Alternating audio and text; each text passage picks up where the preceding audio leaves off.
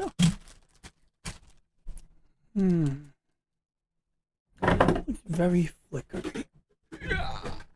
Alrighty.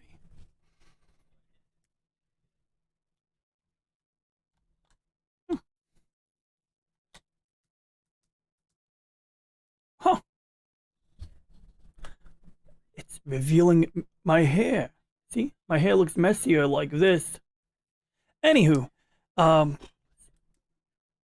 this is because, you know, when you operate a telescope and you don't want to lose your night vision, you put on a red light. Same thing pilots use, at least during World War II. But I digress. Let's begin here. So, anybody who's watching this on the replay, please consider subscribing, liking, and subscribing perhaps, but definitely subscribe, you know, so you can see more. For anybody tuning in live, well, that's the miracle because I've only been streaming for about 1 minute and I don't even think I posted any links. This is a test stream to see how Restream works because I've never used Restream along with YouTube, so I haven't the faintest idea if this is even working. And it appears it might be working. I think it's working. Now, there are some caveats, of course, because although Restream does offer a fine service, I did have some minor issues during the Black Friday sale. Basically, upgrading to the Pro account without paying out of the ass. Like, yes, you pay more for a higher level of service. The problem I ran into was once I signed up with a new account under standard, you know, Restream standard, I couldn't switch to Pro without paying more than I would have paid if I started out with a Pro account. And so I could, you know, potentially just cancel and open up a new account from a different email address if they didn't let me get the introductory offer. But that was a whole pain in the butt. And of course, they want you interacting with a human being to do anything, even though they're perfectly happy letting you sign up through an online form. But canceling, nah, you got to get a human being for that because, you know, they need to talk you out of canceling the account and, you know, make it more of an obstacle so that if you're too lazy to deal with a person, you may not even bother. So anyway, looks like YouTube is saying moderation helps people feel safe. So this is a choose who can participate. Yeah, do I have any moderators? I don't even know if I have any moderators. Well, let's see what this says. Oh, cool, it's Norma. Wow, you tuned in quick. It's good to see you. Yeah, so I'm just testing out a new streaming service. I don't know how well or how poorly it'll work, but I was just ranting and raving about the streaming service I'm using, which apparently they're letting me stream at 1080p, which is not expected. I thought I didn't pay for that, but this is exactly why I'm testing it out right now because I have no idea, you know, I mean, well, I have a vague idea what I'm paying for, but I mean, it literally says 1080p 60 frames a second. So does that mean if I play that race car game, it's going to look good? Because I remember on the, you know, when I was streaming that game last time, the quality was not that good. It was like, you know, it's okay. But what we're going to do is we're going to switch to my telescope right now. And this is a blurry picture of Andromeda. And we're not even locked on target right now. So let's lock out target. Oh, what the hell is going on? That was not expected. Oh, there we go. Now it's working. Okay, let's do it again. All right, good. We're using auto guiding to stay on target. And this is updating every 15 seconds. And it's out of focus. So we need to get Andromeda in focus right now because it looks just like a faint, it literally looks like a star, but a faint star. And even when it's in focus, it's going to look like that. So okay, let's just type in M31. I think it's M31 or is it M32? I think it's M32. And there we go. Now it's going to do short exposure, and I believe it's M32, M31, because on the star map, M31 is the Messier catalog designation for Andromeda, and there we go. And what I usually do is I give it a different name until I have the target locked. So we're going to use that fuzzy star in the top right corner.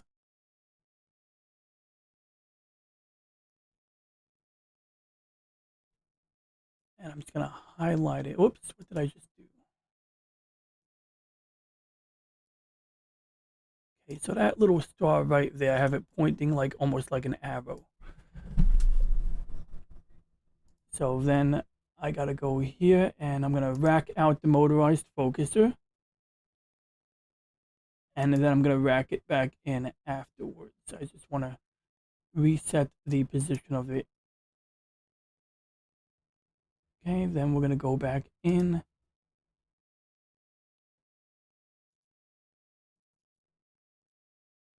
The turtles are doing all right. My tortoise was a little bit more, noisy today. He's knocking on the glass. He really wanted to eat. The aquatic turtles, they get a little picky about food during the winter. So yeah, when we're trying to focus on an object that is so dimly lit, it can be tricky because we can't actually focus on the galaxy. So we got to pick a star.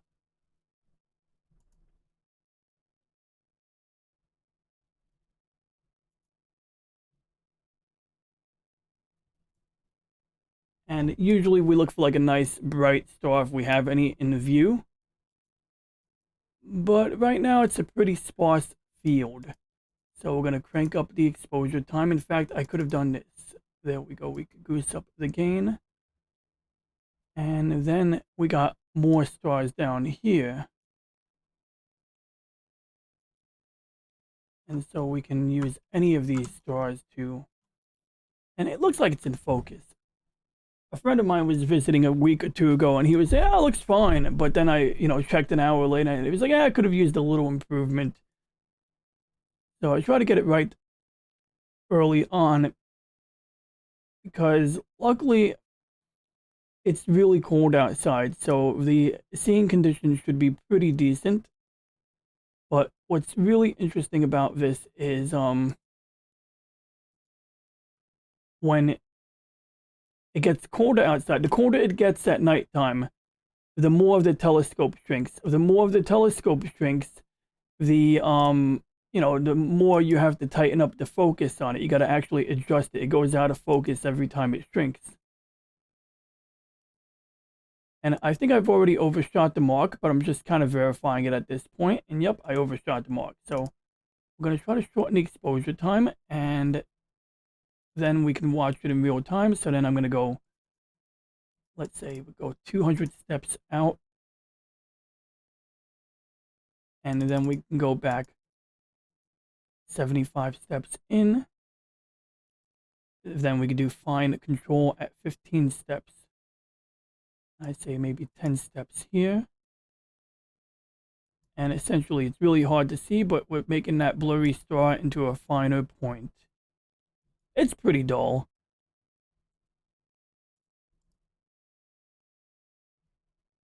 And I think we're about in focus. Now, one of the things I set out to fix last week, which I think is successfully repaired, I had an issue where no matter what star I was looking at, it was dancing around the screen. So obviously it's pixelated right here, but this is actually fine. It's moving a little bit. The auto guiding is compensating, but the issue was when I was at normal zoom at this level, it was blatantly dancing around the screen. Like it wasn't staying where it's supposed to stay. Now it's dancing a little bit, but it's within an acceptable margin.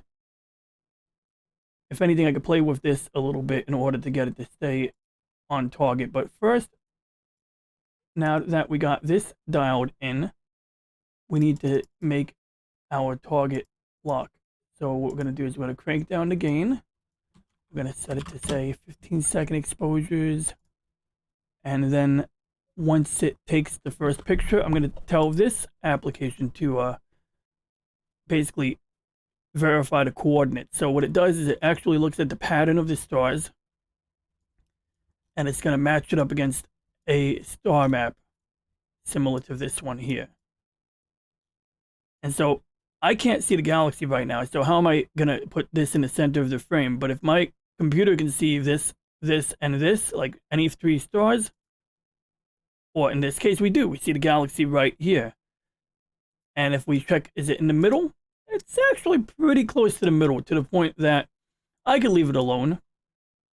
But we're going to go ahead and recenter it anyway, because we can, in order to get the best centering. So if this program is now going to compute the constellations, and then it's going to show us numbers over here. And if I'm not on target, the numbers here are going to be different than the numbers here. And when it updates, we're going to see this circle move a little bit. It shouldn't move a lot because we're already pretty much on target. This red rectangle represents my camera's field of view, and I think it's even rotated correctly. So to get a full picture of this galaxy, I would actually be clipping the edges, but to be honest, it's a real pain in the butt to capture this galaxy from over here anyway. This is like a Florida target. Now, I was thinking, yeah, I better share the link out. Let's get some nerds to join this party here. And I don't mean nerds, they're very good people. And I asked a friend a while ago, I go, hey Brian, should I like my own videos? Or, do you guys like your own YouTube videos? And basically the friend coined the adage of, you gotta love yourself. And he said, yeah, I like my own videos because, how can you expect people to love you if you don't love yourself? So there we go. I liked my own video in order to, do that. So there we go.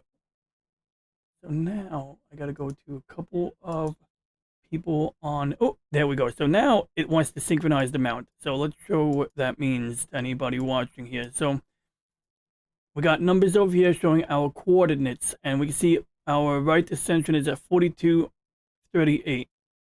But over here it says 4244, basically our east-west.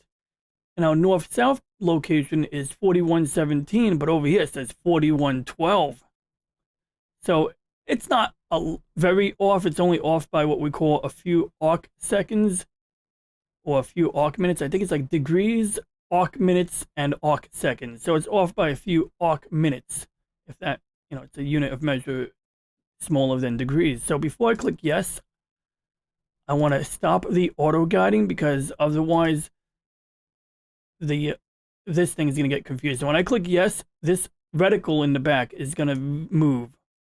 And it moved not a lot. It moved just a little bit, and it's telling me synchronization was successfully done. And so if we go back to this browse solved image, there's not a lot of cool information here, but essentially it's able to see.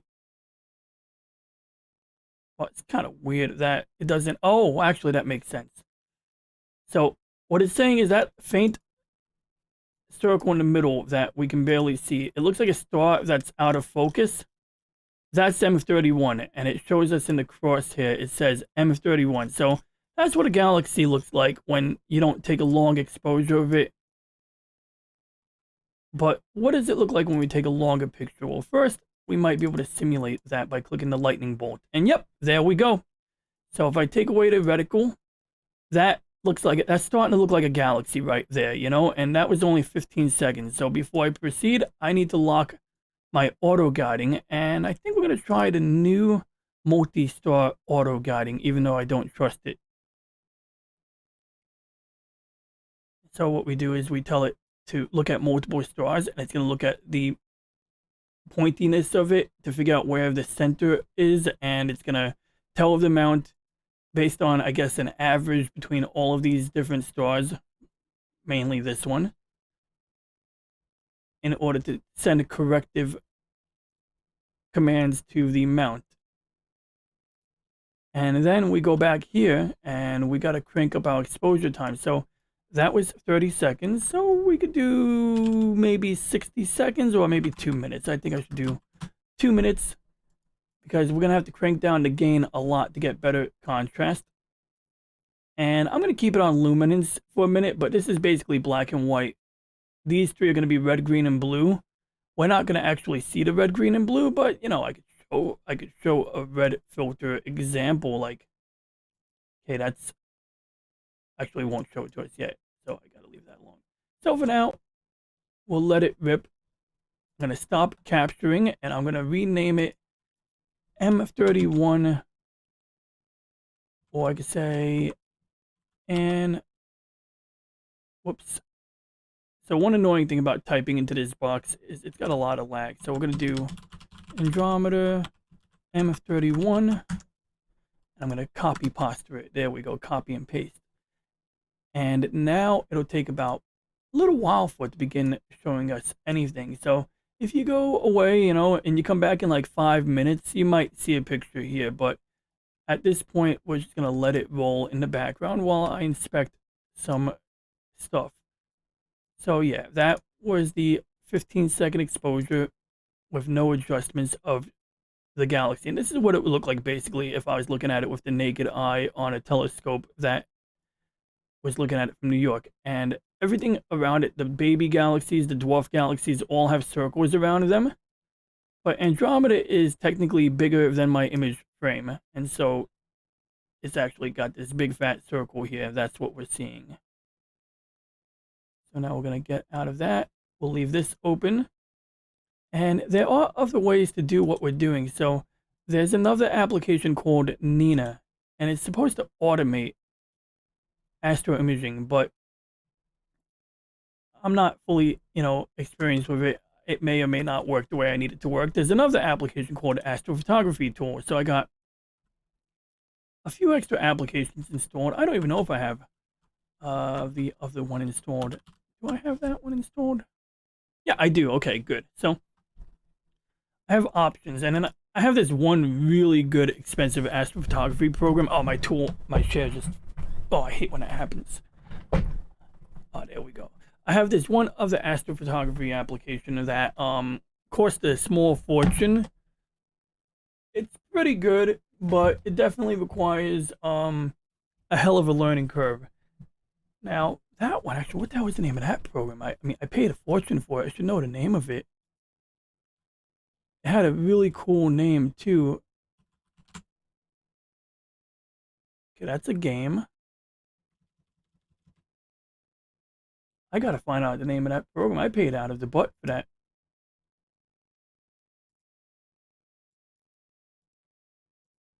Okay, so now I'm gonna try to kill two birds with one stone again. Because a while ago I did a video where I recorded the video and began editing the video, but I keep getting sidetracked. So I'm gonna go and wrangle up a little test here, and it's an unrelated topic to the astronomy while the telescope is running, so, you know, this won't be as interesting. This is sort of just me getting some housekeeping done. Okay, begin recording mark. Okay, recorder is running. And this is once again me recording a completely separate video that I may even begin editing here. Alrighty, so I got an old scanner that I just got up and running, but it wasn't as easy to get it up and running on an older machine. The reason I'm using this scanner is because it has delivered excellent results in the past, and it's easier to move this scanner around than it is to move a all-in-one printer around, like a scanner printer copier. I'm still going to compare it to my all-in-one scanner, but for now, I'll just show a picture of this scanner. Actually, let me see here.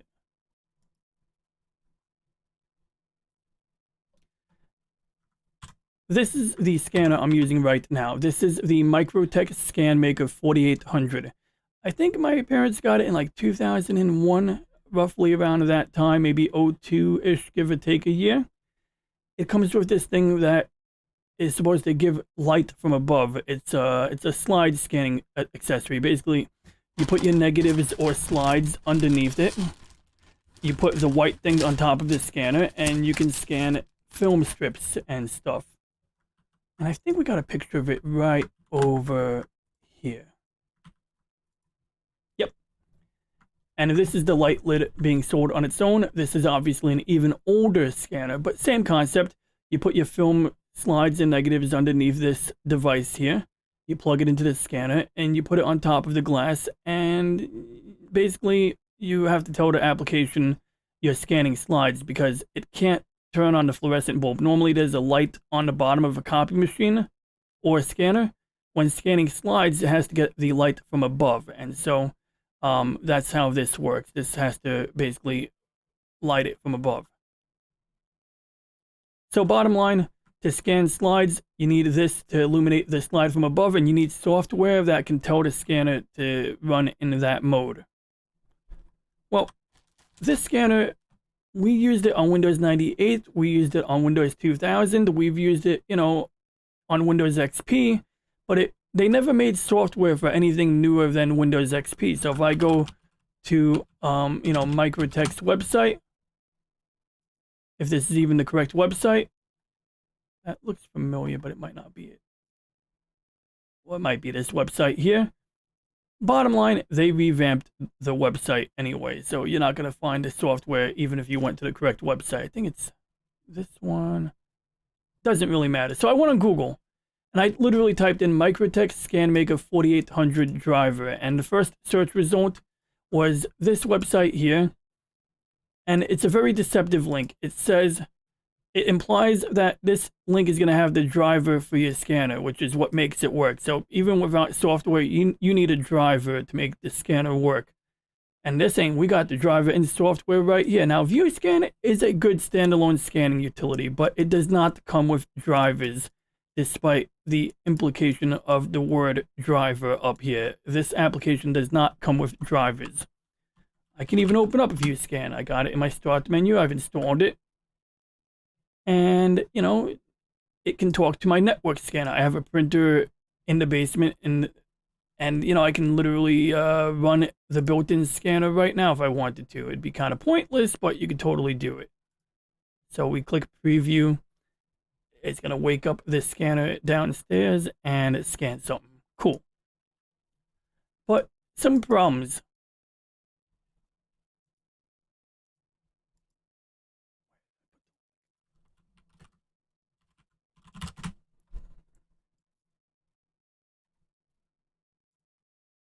However, we have some problems here. Not a major problem, but in addition to the aforementioned issues, and yes, it's a working scanning utility. We can see here, it scanned whatever was sitting on top of my scanner bed.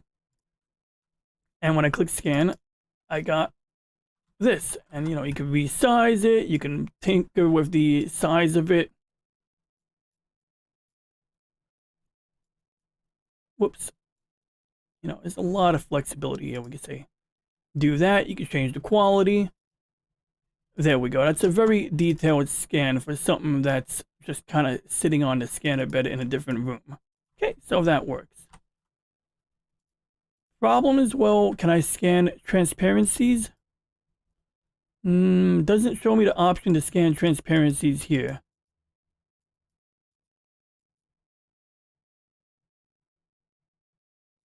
And so how much is it to buy this program? Well, basically, if I want to scan slides and film, it's going to cost me $100. I'm not paying $100 until I know it works. If I want to just save it in any format other than JPEG, I have to pay $50. So I'm not crazy about this at all. And in any case, buying this application at any price would not make my scanner work. So what's my solution? To use the original software. So this is where things got a little interesting, where the plot thickens. So earlier I did a Google search and I found a bunch of links. Some of them are more deceptive than others. So for example, this might actually have an outdated download for that scanner, but there's also these other download buttons that if you're not really tech savvy, you're more likely to click on by accident. A lot of people are going to click on the big fat download button. Especially this says, it'll update my scanner in one click. I mean, that sounds convenient. It's like, oh, cool. This application is going to do it in one click. But, of course, they're trying to sell you the world. When it sounds too good to be true, it is bullshit. And it even says, what is the reason for updating the drivers? Well, this is a whole, like, they're conflating an unrelated topic here. They're saying, if you update your drivers, you can unlock your scanner's features, increase PC performance, and maximize your hardware's potential. It's like these are sort of true, but not true with what they're offering. And then they're saying risk of installing the wrong drivers can lead to system crashes, decreased performance, and overall instability. So in other words, download this junk. You're going to have all of those things happen to your computer anyway. So yeah, kind of sketchy. So just what I'd say, be on the lookout for too good to be true websites. I mean, this website here doesn't say Microtech. Yeah, they have a Microtech logo over here. It's just a hot mess. They're saying, oh, we're cool with Microsoft. We're a partner. But, I mean, so what? You paid for a subscription to a magazine or something. Fine. This website was surprisingly less bad. In fact, this might be totally fine. In fact, I did download this one as a test, and it was fine. It looked a little sketchy, but it actually was the correct download. But none of this is clearly marked. This website used to have a pretty good library of device drivers, and this was like a real godsend during the Windows 98, Windows 95, Windows 2000 days. It was really helpful. At one point, they came out with an automated tool that would make it a little easier to find the correct device drivers and download them, so that you could download the correct ones. It would scan your computer. It would say, oh, you need this download for this device, and it worked. That program was called the Driver Guide Detective. And it's so old that it doesn't really come up on Google anymore. But there used to be an application a long time ago from this company that actually did what it said on the tin. But nowadays, it's a little more risky what you're downloading here. So you're downloading some driver update utility. I'm not going to dare click on this link. Maybe I'll inspect it. Yeah, I don't really want to find out anything about that link. So I'm going to leave that alone. But bottom line is, this is, once again, too good to be true. Highly questionable. Offering to automatically install the driver is even more concerning to me. The fact that the driver I'm looking for doesn't have a direct download for the driver makes me even more concerned. Well, let's click on it anyway. See, okay, we clicked on it, and now, I mean, anytime you see a big download button like this, it's usually a pretty solid red flag, and I shouldn't be clicking on it. But I clicked on it anyway, and I'm going to delete it, immediately. But what it says is, driver fix WebDL, blah, blah, blah. Well, you run it, it's going to need administrative permissions, and it's going to do God knows what to your computer. So we're going to shift delete to bypass the recycling bin. So bottom line, these are some of the pitfalls you could run into. Now, two of the websites we saw actually had something that would work. Even this one. But even when I click on this download link, they're offering to make my life easier with a program that's going to almost certainly make my life more difficult. But if I say no thanks, and I say I'm not a robot, apparently that's legit looking. If that's not a illegit program, I still wouldn't just open up anything. I would generally say scan it for viruses, but that one wasn't bad. Same with this download. This one here, when I float my mouse over the download button, I can see a little gray bar over here in the bottom left corner. That says the name of the file that I would be downloading. And if I go to my past downloads, I've already downloaded this file here, and it's just a self-extracting zip file.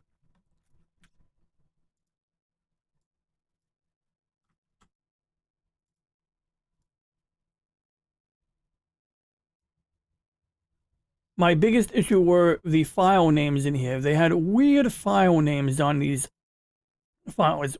Probably just a font conversion issue or ASCII conversion, but that was a little bit alarming. What was cool about this download was it contains actual driver files. So, I mean, that's a pretty comprehensive download. So, I mean, you can do stuff with this. Even though this says Windows 2000 XP, you can totally use this to get it working on Windows 10. And in fact, this is what I did. I used a very similar download. Like, these folders here represent the original CD that would have came with the scanner if you bought it in whatever year. So anyway, what I actually ended up landing on, and I'll say again, that website, what was it? not that one. This website was not bad. I didn't choose this one, but this one turned out not to be bad. And I should probably make a note of this website because it was so unsketchy. I might use it again in the future. You know, I mean, like I said, the download looked sketchy, but it wasn't.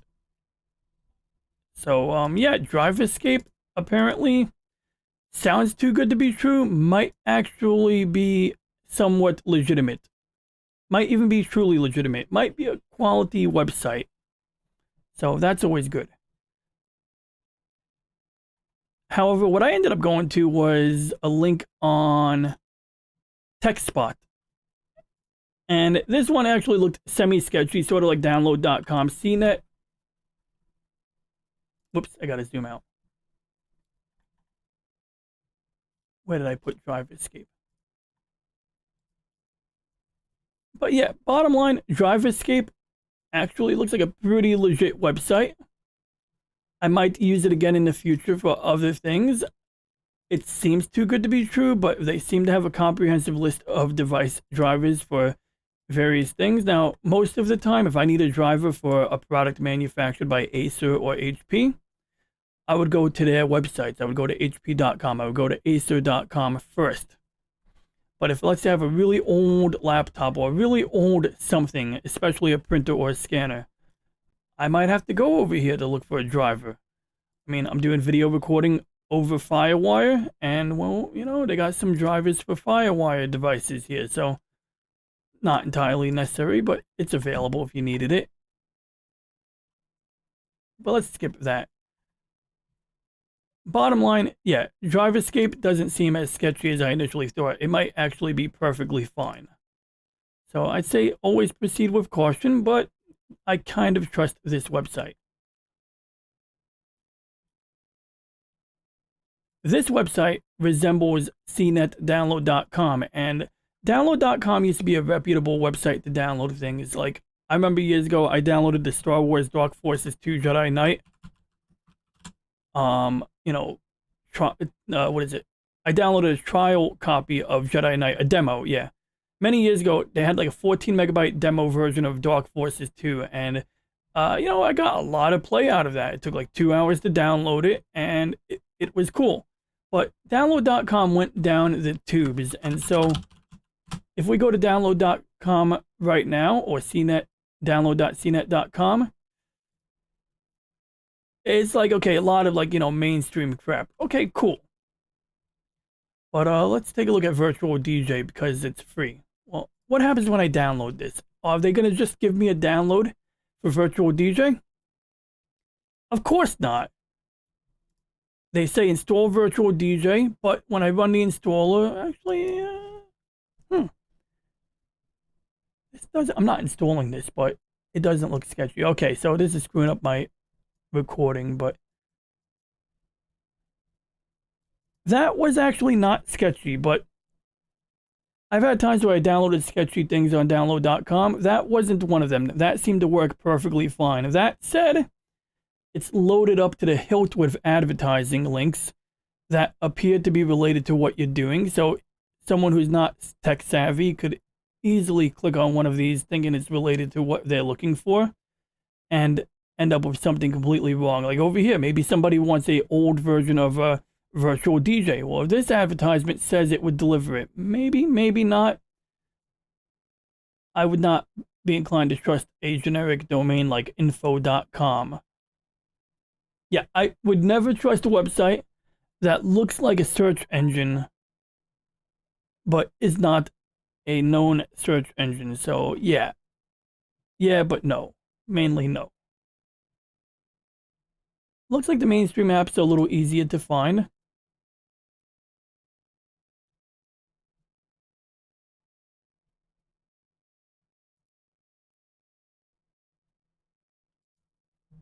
I mean, they might have cleaned up their act a little bit now because it looks like download.com isn't being all sketchy.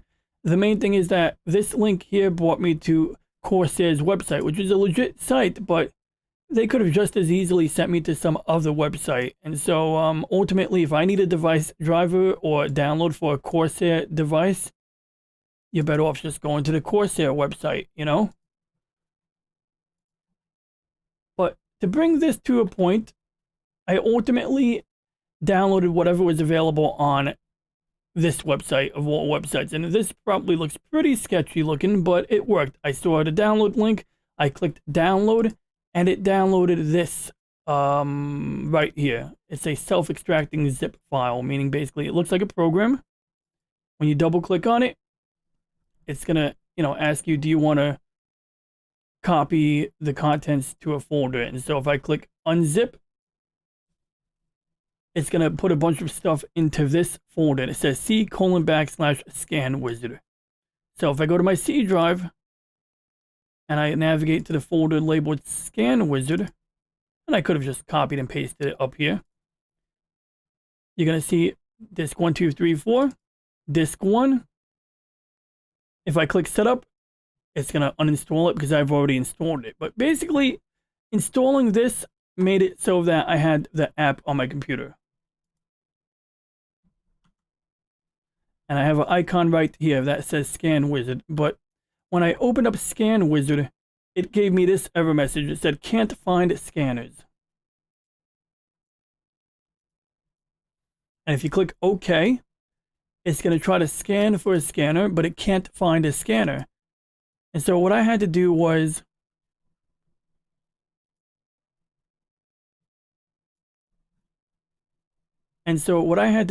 go to the Windows Device Manager, which you can get to a number, you get here a number of different ways. The easiest way for me is to right click on the Start menu and navigate to Device Manager.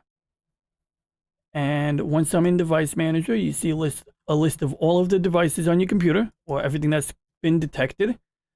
And right now my scanner is not currently plugged in, but before I had the scanner set up, it didn't come up as an imaging device. It came up in a category in alphabetical order as a other device. So under the category other devices, it had the name of my scanner in there.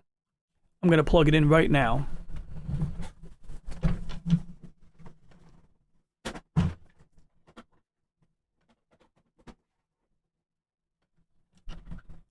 Okay, good. Now we can see the scanner. Now, like I said, when it didn't work, it would come up under a different category. It would say other devices, but it would have the full name of my scanner. And when I double clicked on it, it would tell me this device is not set up or something like that. And so when a device driver is not installed and it tells you the status is it's not working, you go to the driver tab, you click update driver, and you try to scan automatically. If it doesn't find a driver, you have two methods. In this case, I already downloaded the driver here and I already installed it. And reading between the lines, it did a very old school thing because this is a very old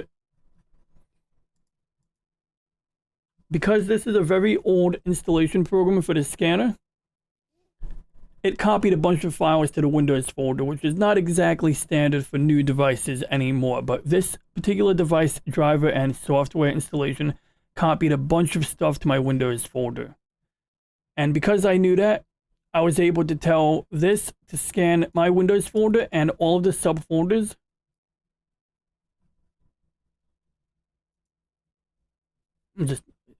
And since I knew that the installation program up here, the setup.exe, was copying a bunch of files to my Windows folder, I was able to tell the Windows Device Manager to browse the Windows folder and any subfolders. And when it did, it found something and it installed it automatically. And after that, it came up as an imaging device. And once that was the case, I can go to my Start menu, click on that, and there it is. That's the preview. So all scanners work like this. You open up the lid.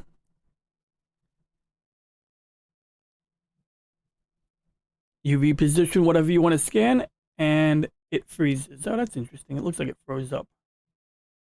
We're going to give it a minute. We'll give it a minute. In the meantime, oh, Maron.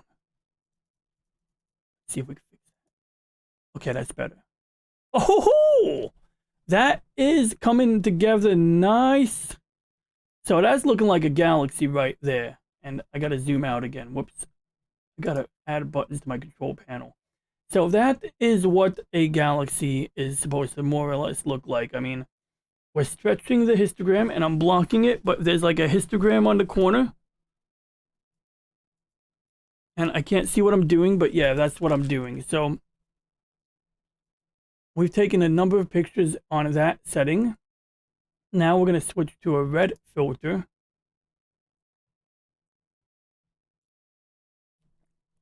And we're going to take more pictures in that mode.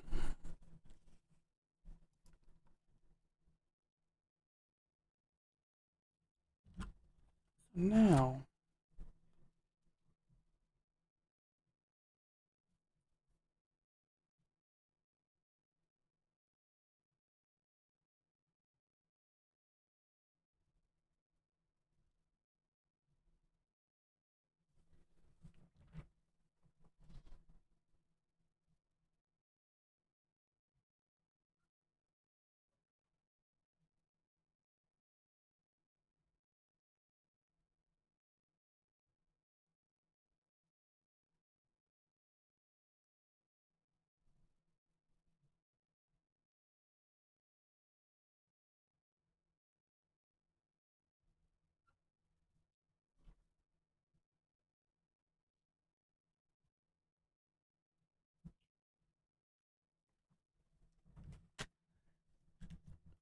oh,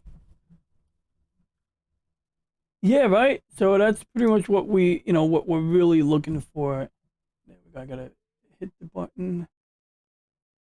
And basically, we take about a dozen more with different settings. So what we usually do is, this is like natural light.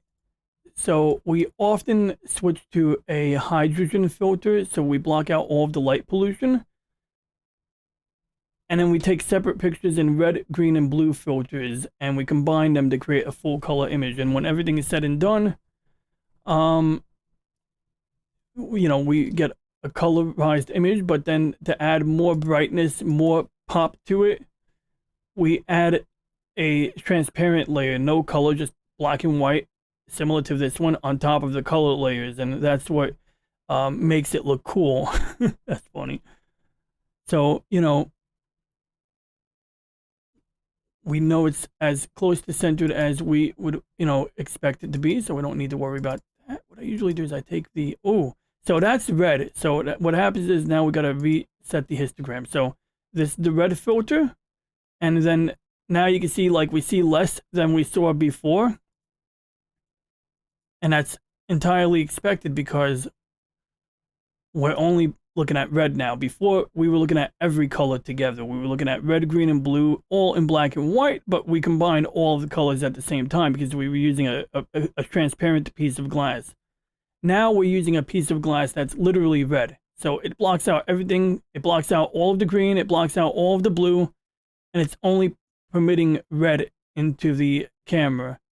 And so, we're naturally going to see a little less detail than we saw before.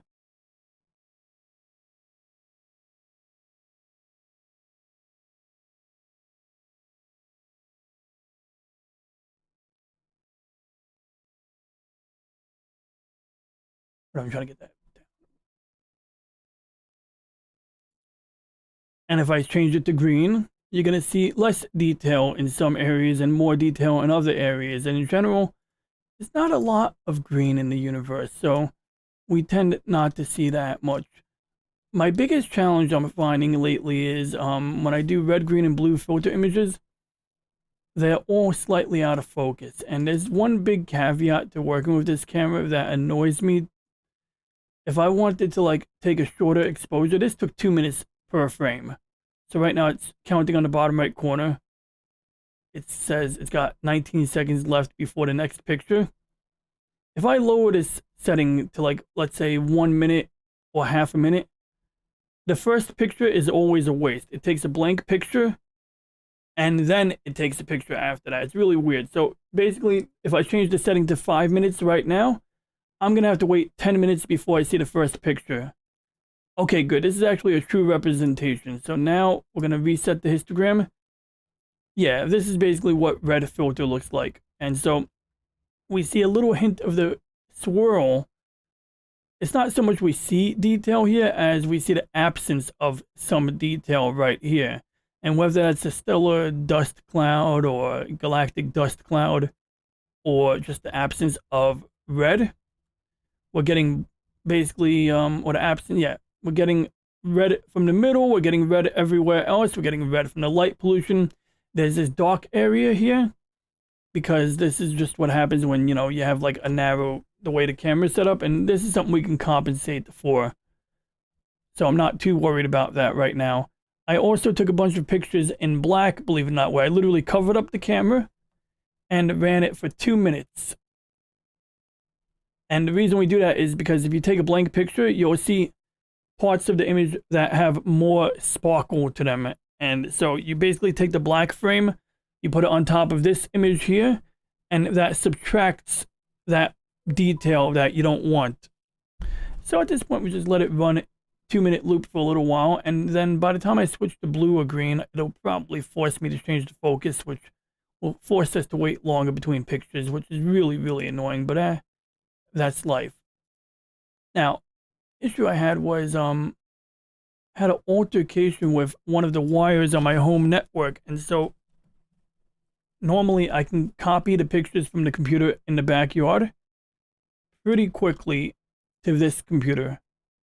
However, I can only do it at 1/10 of my normal speed right now because of, like I said, an altercation with a vacuum cleaner.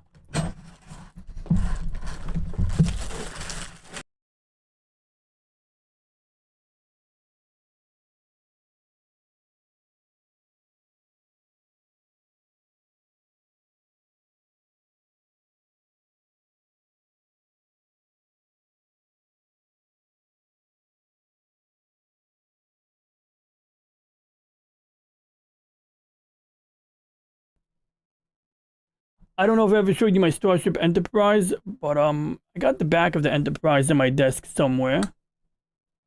Let's test out my... Oh, come on, not again. Okay, see, this is why I'm testing my stuff right now, because this camera is supposed to work. And I'm not about to close the application just to make this camera work. That is not happening. Why is that happening, though? Okay, so real quick, let's take a look here. Okay, so still taking clean pictures, so we'll let that run. Okay, it's probably because, wait a second, let's close the scanner real quick.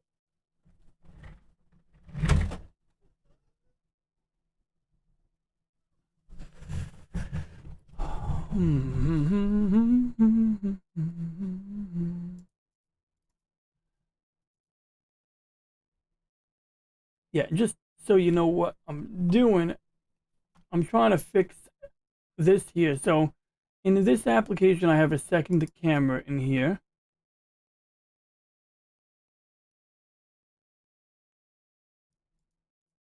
And the app is all like, bleep you, I don't want to work. And so I'm just going to delete the camera, spray, and re-add the camera. Whoops, wrong one.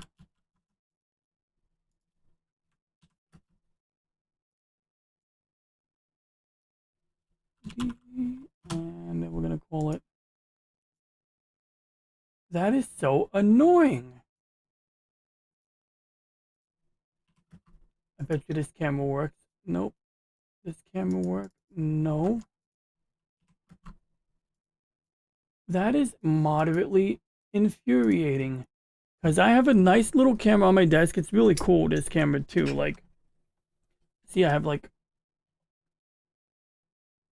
that camera. Wait, what camera angle am I on right now? But yeah, I got this camera right here. And I got like a little mount and I just slide it onto a rail. And it's just like that, easy peasy. But apparently it's not working right now. So anyway, switch back to the cool view. In the meantime, while I investigate that.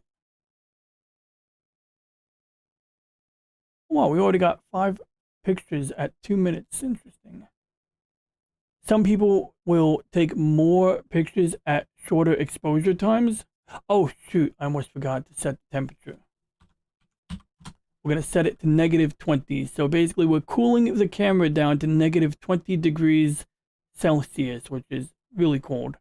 And basically, this is because these cameras, even your phone, the camera has a tendency to take heat and turn it into noise. So this white speckling here might not even be starlight. It might be due to heat on the sensor. Probably not, though, because it's pretty cold outside right now. But in the summertime, it becomes like a real issue. So we'll let the image sensor cool down a little bit. And I think generally the red and blue filters tend to be in focus with one another. It's the red and green filters I think are in focus. It's the blue filter that likes to be a pain in my buttocks. And so, since I have to let the sensor cool down, I'm going to test out all of the filters right now. Luckily, as it is right now, Andromeda Galaxy M31 is already past the meridian. The meridian is basically that point in the center of the sky. And so, wait a second, is it past the meridian? Oh, wait. Is it? Yeah, it is. Okay, good.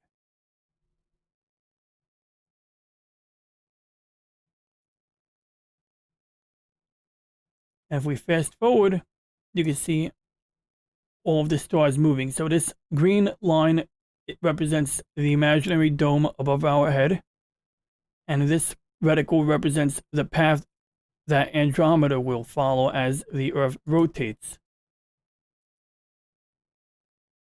And so I started imaging this target a little earlier, I think. So where was it when I started? I started a while ago, too. Started like an hour ago. So it's 1941. I started at 1840 something. So actually, I'm a little worried here that my brain was backwards. So here's why I'm concerned here. When an object crosses the meridian, the design of the telescope I'm using necessitates what we call a meridian flip. How can I demonstrate this? Do I have some video? I think I have some video. Let me just browse here. I think it's on my... Okay, so it's going to be DJI video 2, DJI Osmo. Oh, I just remembered I got to re-encode some video soon. Okay. Arlington? Oh, yeah, I went to Texas a few weeks ago. Oh, my God, yeah. I still got to do that. I still got to make a video about my trip. I mean, I knew that. I just remembered now that I still got to do that.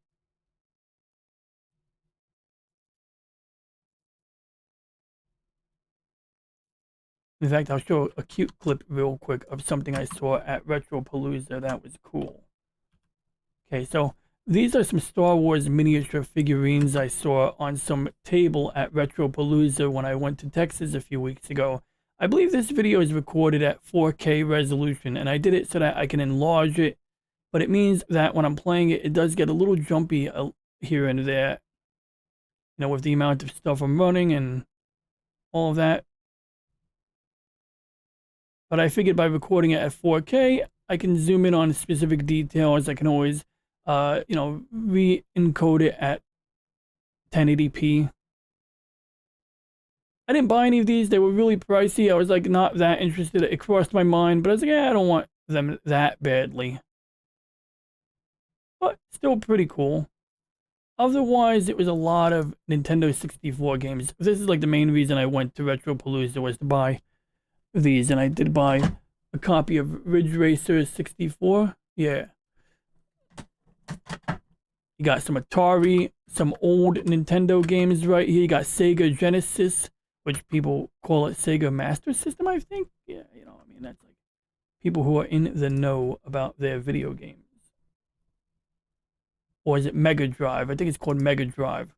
And actually, oh yeah, I gotta share this. This is my friend Mexican Iron Man. I mean, his name is Mike, but you know, people call him Mexican Iron Man because that's his moniker, his nickname on the internet.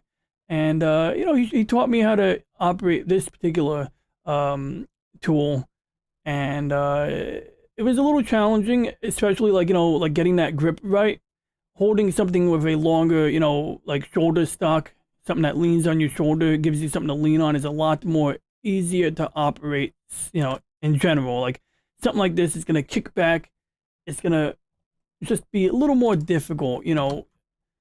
A rifle, you can, you know, I mean, I don't know, I just find, I don't want to say the words because I know YouTube has certain, you know, buzzwords, I guess, that they don't always like hearing in a video, and it sort of demotes the video in the algorithm if it's containing something like that. In fact, I gotta analyze this footage because I didn't take home my target, so I don't know what I hit unless I look at the video of what I hit. And I'm kind of hoping to find a video of myself using the thing.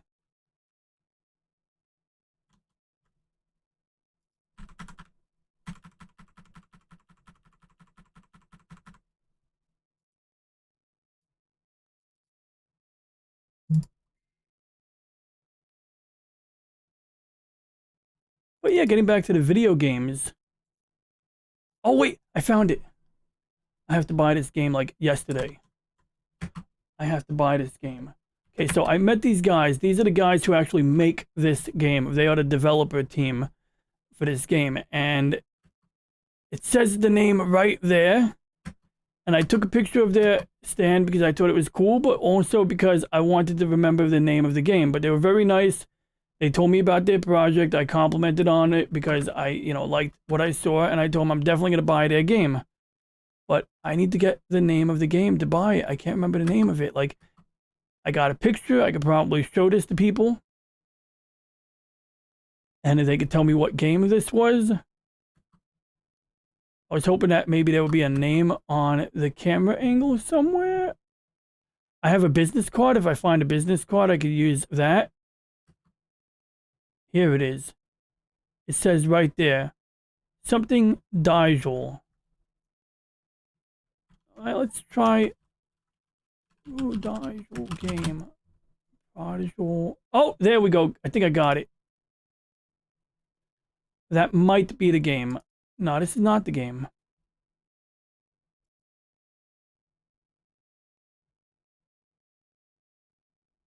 Is it the game? Well, I mean, it's got the same font, but this is not the game I saw at Retropalooza. It was not a top-down game. This was a side-scroller.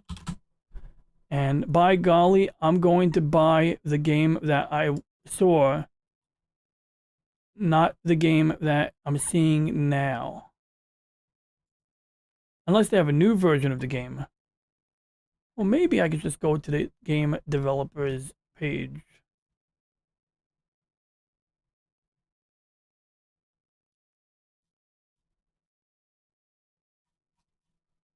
Come on, they gotta have a name of a company here somewhere. Here we are.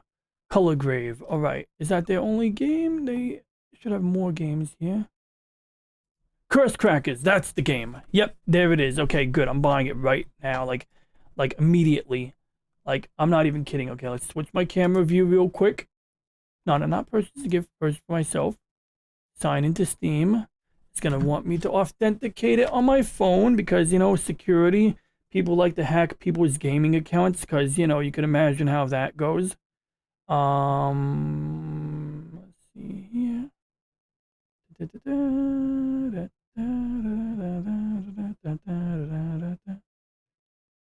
And we need to approve login. There we go. That was easy. And finally, really, I was dead serious about buying this game because it's a good game. So yeah, this is a game. I believe it's part of the Prodigal series. Prodigal Son, Prodigal. Anyway, the actual game is called Curse Crackers. It says it right here, and it's just a simple side-scrolling game. I mean, not simple per se, but simple. Look. It sort of resembles Mario. You got like some platform action, but it's like a brand new side scroller. And I know it's much easier to develop games like this than it was back in the day. When you made a game for Nintendo, and not that anybody personally made games for Nintendo, you usually had to write it in a programming language like assembly language, which is a challenging language, but it has the benefit of being very efficient. Very easy to, well, not easy, but something you can streamline to be efficient. And that's important on an old Nintendo where you had very tight memory constraints. Nowadays, you can pretty much make all of the graphics in a program like Adobe Illustrator, and essentially it becomes like a big chunk of the effort is graphic design effort. That being said, you can tell when a game is done half-assedly, and this game performs quite admirably. I mean, it performs well. So I'm proud to have bought this game. I told the guys I was going to buy it because I really genuinely liked what I saw, but then I couldn't remember the name until I saw this video of the devs. And this guy and the other guy, yeah, great gentlemen. They did fine work in my opinion. And I'm honored to be able to have met them. And so we're going to go ahead and install it right now. Does it matter what drive I install it to? No, not really. There we go. So that'll probably take 30 seconds, if that. But yeah, I highly recommend it. I think I'm going to edit a video right now in which I show this game. I have a lot of backlog. And I might have two videos where I'm interacting with these guys. But I didn't take as much footage. I spent more time with my SLR camera. And so I'm going to have to... Oh yeah, one of these stacks of N64 games. I got to do that. I got to print the nice labels for the side of my games.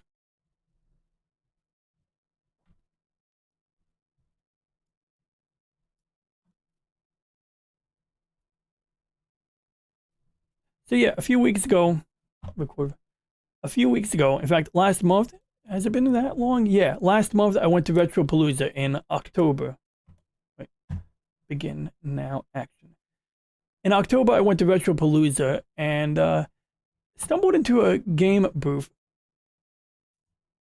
where a group of young men were playing a side-scrolling game.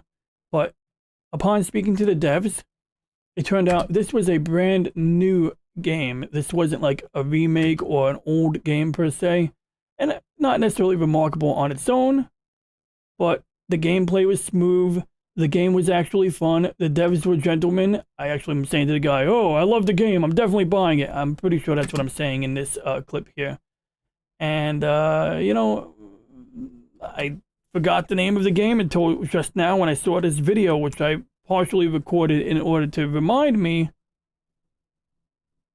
And the game is called Curse Crackers, and it's a really straightforward game. Curse Crackers, for whom the bell toils. And like, it reminded me of Mario. Gameplay was smooth, and that's all I gotta say about that. Okay, now I can edit that.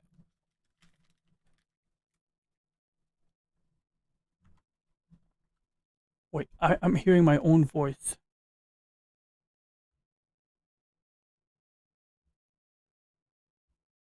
Oh, I'm playing myself on YouTube, aren't I? All right, good. We'll get rid of that.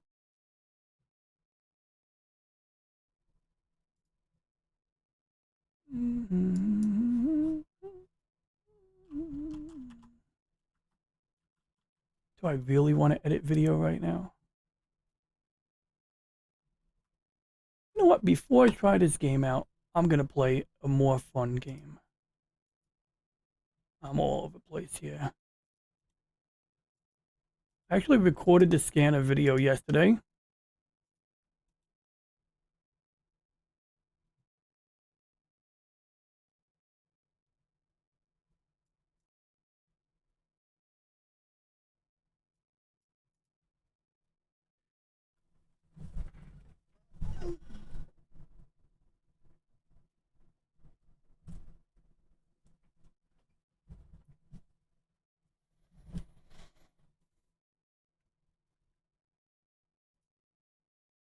Okay, so there's Andromeda. Let's see if we... Oh, there we go. It did it. It did it. I knew it was going to do that. So, wait a second.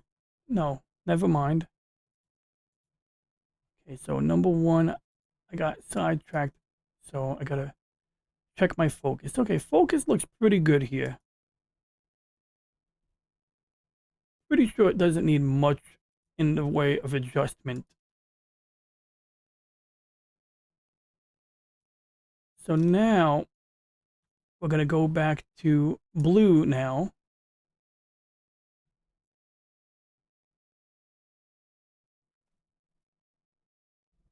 Okay, so how do I do this? Gotta prioritize here.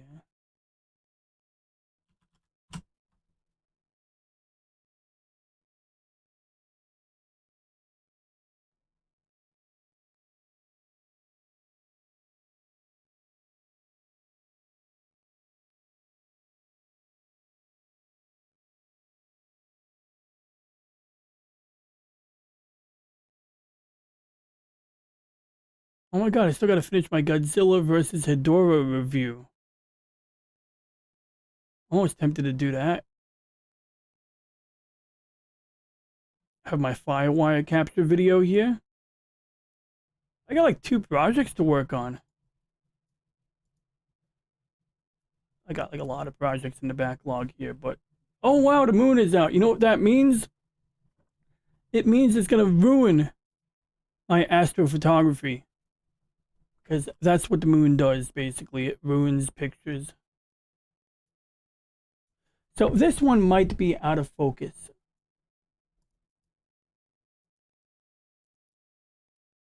So we got to crank down exposure and crank up the gain in order to see something we could like test against. Okay, so that's going to be this. And I think, see, like I keep multitasking here, but I'm trying to basically rack up content that I can record and edit into videos. And I just had a brainstorm.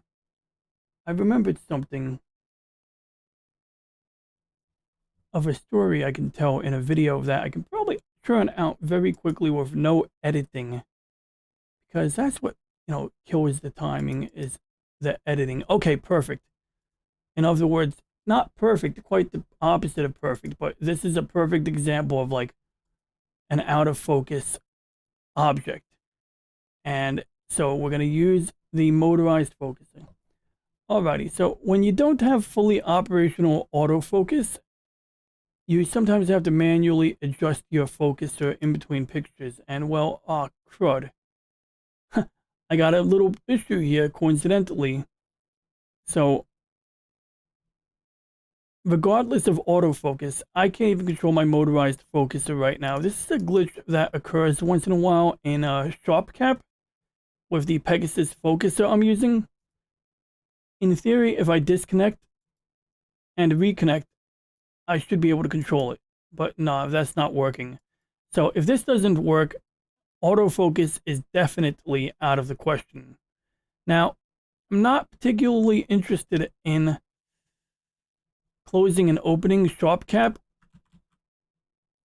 but I'm going to do it anyway because I want to rule out something. So, okay, we got PHD2 auto guiding is keeping us on target. There is a new version of SharpCap, but I have to do an overhaul on this computer. They're up to like 4 point something before I switch out software. Like I want to do a backup and then overhaul the computer. And if I screw something up beyond, usability, I want that backup. Yeah, so the moonlight is a problem, Norma, because when you have the moon, making all of that extra sky glow, it interferes, with the long exposure photography. So, just about any filter. Now, if the moon is in a different corner of the sky than what you're looking at, okay, then that's better. If the moon is at if it's like a full moon or the opposite, not a full moon, a crescent, okay, that's better. But essentially, the best nights for astrophotography are generally the ones when you don't have a full moon. And it's all because of the sky glow. So yeah, I gotta unplug and replug my motorized focuser, but I don't have any desire to do that because then I have to go outside. So we're gonna see if we can wing it. And it looks like we might have some cloudiness passing into the area right now because it's losing the guide star a bit. So what I do is I can manually lock onto another star.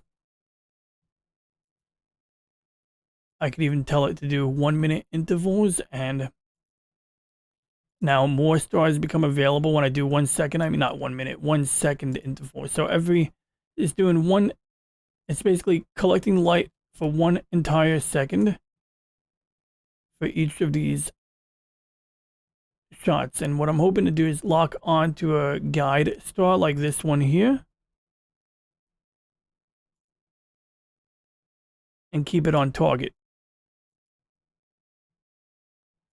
Now, as for my motorized focuser, I don't even know what category device that is. Oh gosh. Okay, so it's going to be on a COM port. Okay, so that's very vintage.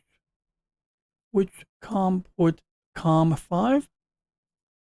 And apparently I can still connect to the motorized focuser from here. So I don't necessarily need the other program to control the focuser. But if I want to attempt to use autofocus, I'm going to need it. So I'm going to try disabling the USB port.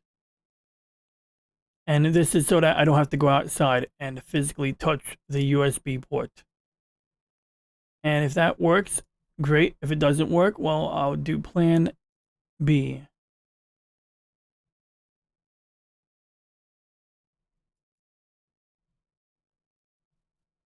What did I put it here? B.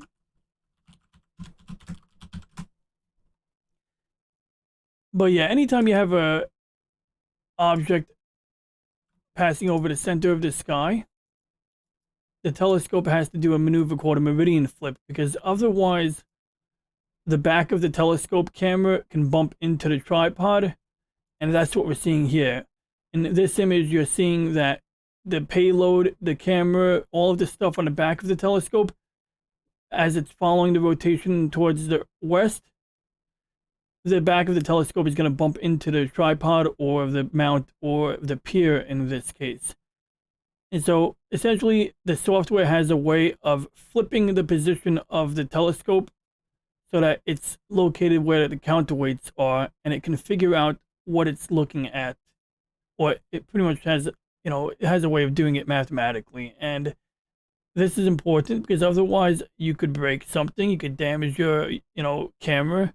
You could damage the telescope. You could ruin a motor. You could do a lot of, little damages here and there. You might just mess up a USB cable. I've done that. And so in the middle of imaging the top of the sky, the telescope will automatically flip in the middle of imaging. And so I have to be aware of that because sometimes I have to recenter the camera. But now I don't care about that. I want to care about the focuser.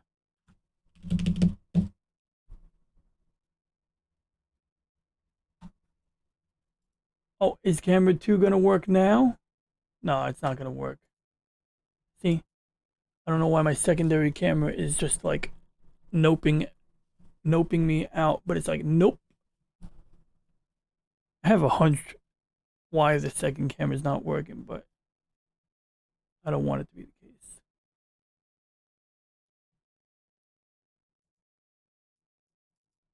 Oh, there we go. That's the missing camera.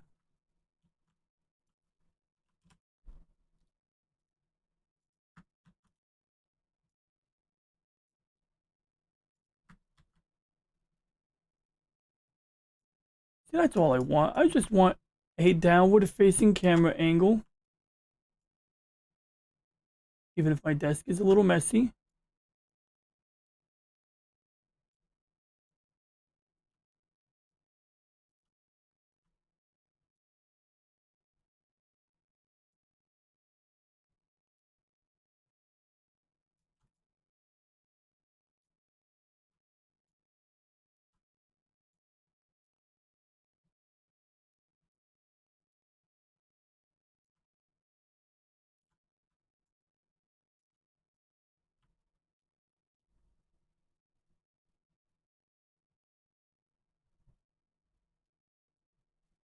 Good.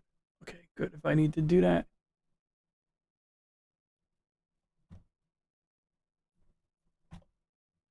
Okay, so now, where do I go?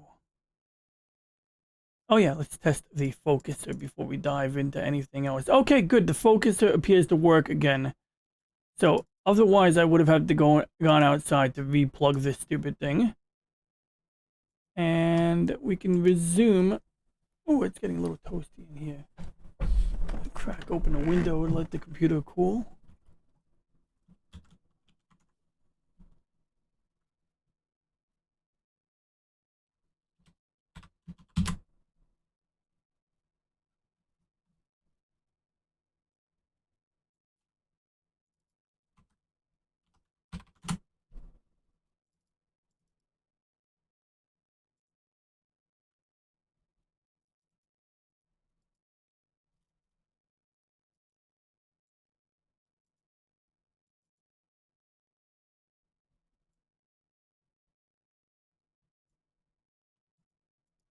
Okay, good. We have a nice blurry star right here in the middle here. And what I was trying to do earlier, okay, so now we have it set to the blue filter. And sometimes when I switch between the red and blue filter, stars that were in focus will go out of focus. And so we're going to bring this guy back into focus manually. We're going to use the fine focus to go in a few steps at a time. We can shorten the exposure to make it refresh quicker, but the object will get dimmer.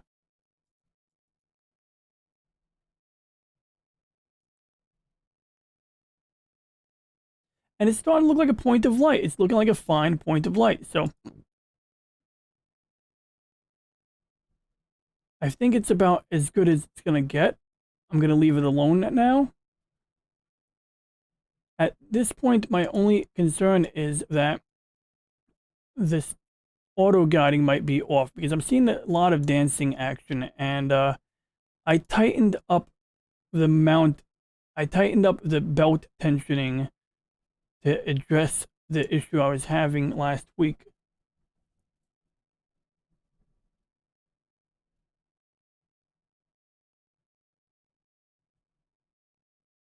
That was a little sketchy. I am a little worried that the objects are dancing around a bit too much.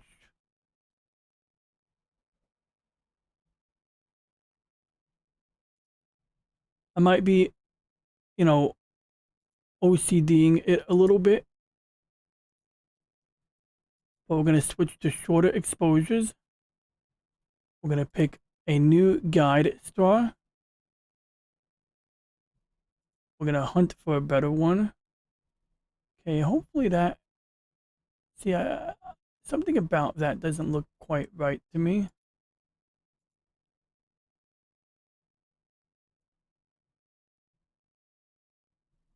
Okay, that's not so bad. So we're going to stick with that.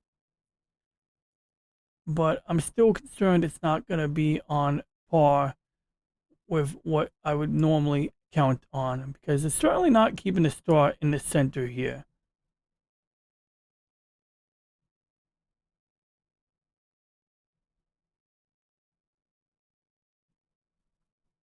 It's a lot of dancing around.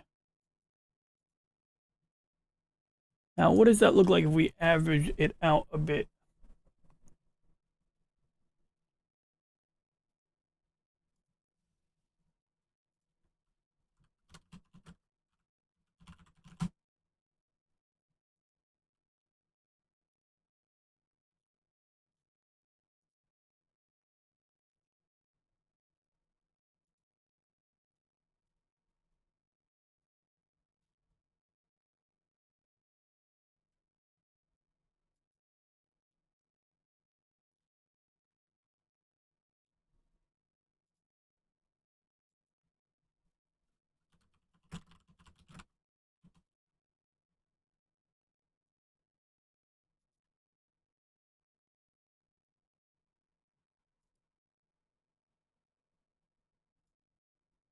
Whoa, whoa, whoa, whoa, what the hell is that? Okay, so now I think it just did a meridian flip. Uh-oh. Yikes. I'm gonna have to go outside and check this in a little while. I think it snagged the cable.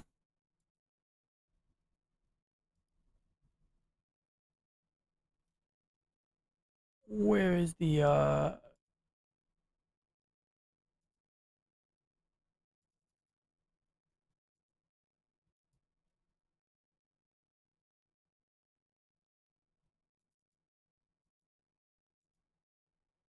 that might explain why the object was dancing around a lot. It may have simply been as simple as that. So we're gonna disengage auto guiding for now,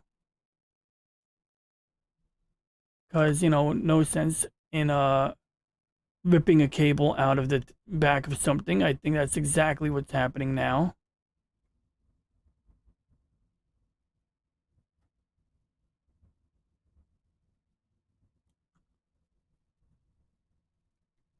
I'll leave the software running over here. I was actually worried that it was not something getting snagged, but at this point I'm pretty sure I snagged the cable. But what we have here is a few of the NOAA satellite imaging products, I guess we would call them. And some of them are pretty interesting.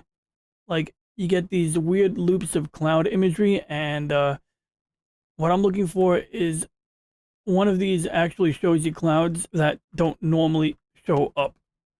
And so during one of the hurricanes, I was able to see something moving up the northeast that normally wouldn't show up.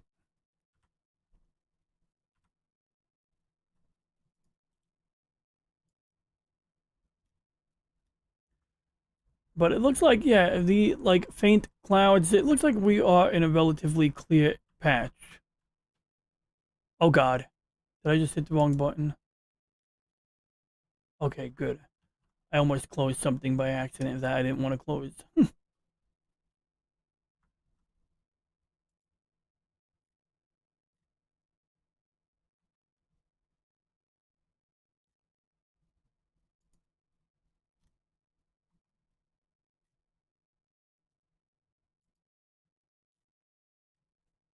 Here we are, UV vapor, IR, upper level water vapor, infrared. So this one is actually the one that would concern me the most, because it won't come up in the visible satellite imagery, but it's flying over my area in the northeast over here.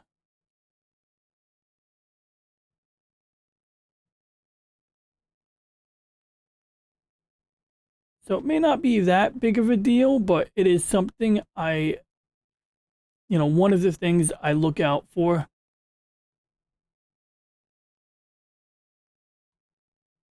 Because weather is, mostly, weather forecast and reporting is typically focused on the ground level. Is it going to rain? Is the sun out?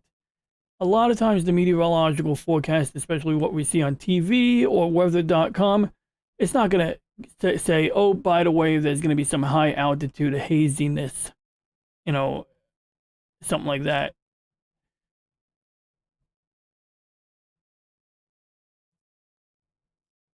So I rely on some of these, data sets or sets of images generated from satellite data sets.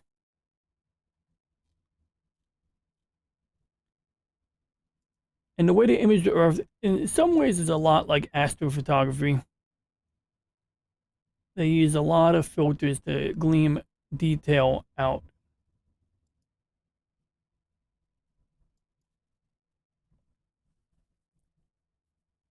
But now, let's see here. So I got to go back outside in a little while. I just leave the stream running. A friend of mine said I should keep the stream running so that people can watch astronomy stuff if I'm doing any imaging. And if I am, yeah, I mean, that would be cool. Okay, so let's see if I can get this edited.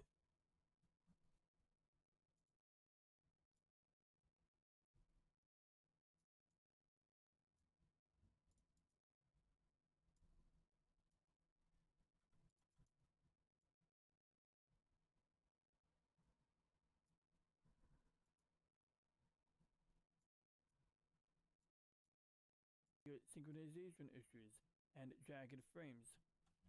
This up here explains sort of what I was already explaining. Why do time-based errors occur? Tape wear. Tapes that are often played where it... Okay, so the problem with this video was it got a bit long, and what I was trying to do is consolidate the length of this video topic to something that would be easier for people to stomach in one sitting.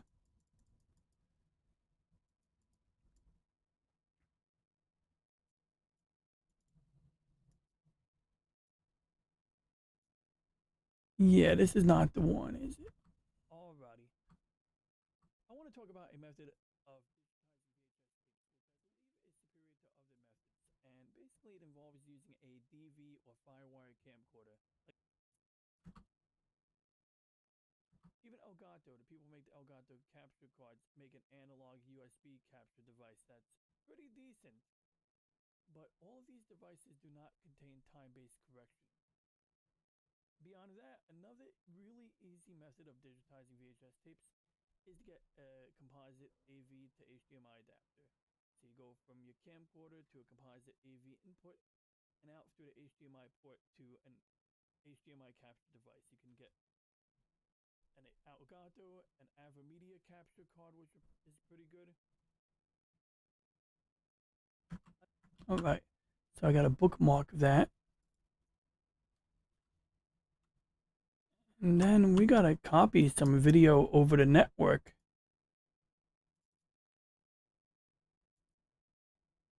Huh, that looks like Rocky.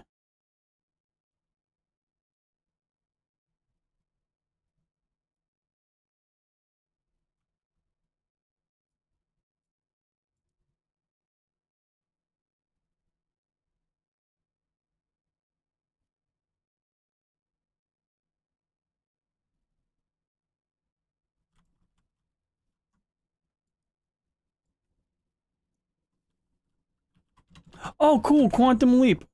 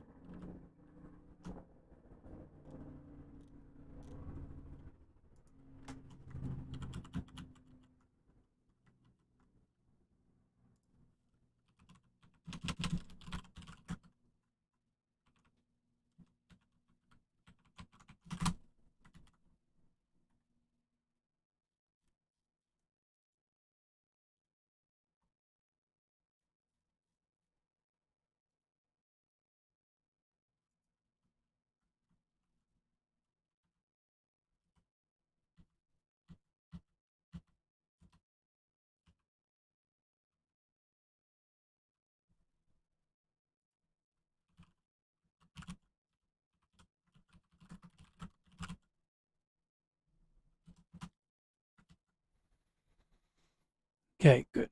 So this file transfer is going to run at a clean 100 megabytes per second, but until I find my Ethernet crimper, I'm not getting that speed between my server and my bedroom, which sucks because it will literally take 10 times longer. This 3 minutes or 4 minutes will take 40 minutes at 1/10 the speed. Even with these speed fluctuations, it'll still be faster. Now, actually, it looks like the video recording just got totally disrupted by that file transfer. That makes sense because the video recording app is using up a lot of resources, or at least using a lot of bandwidth between the hard drive and what have you.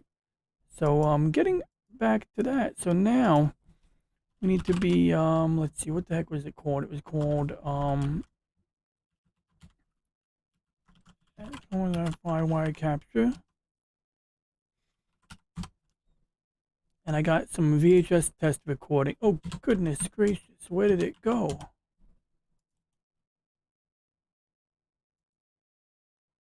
The application lied it to me.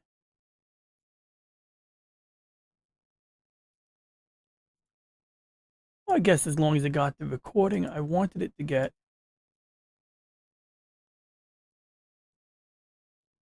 Okay, so this is going to be ITV 1.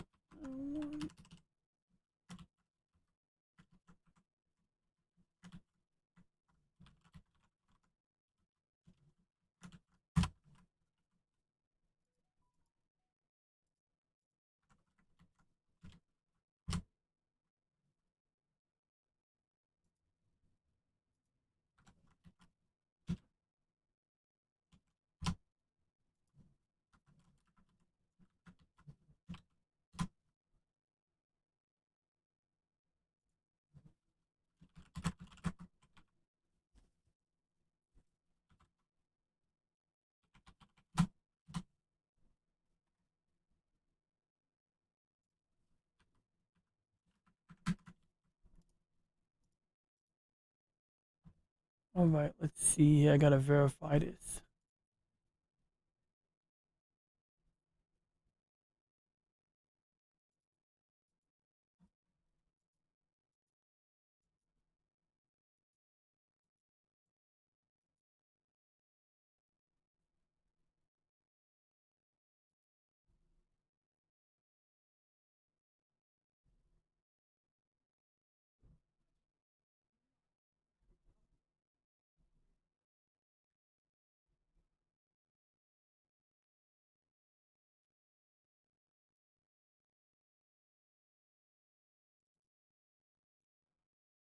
It was good seeing you, Norma. Thank you for dropping in. You have a great evening and have a good week as well. Have a good weekend.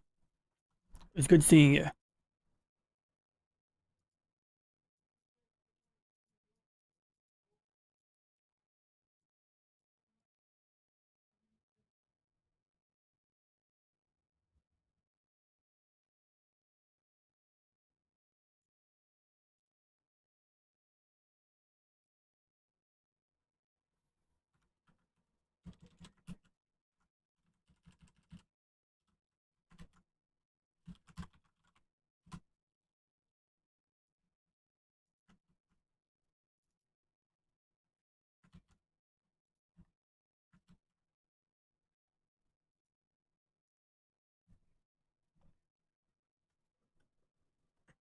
So at this point, I'm just transferring data that I recorded.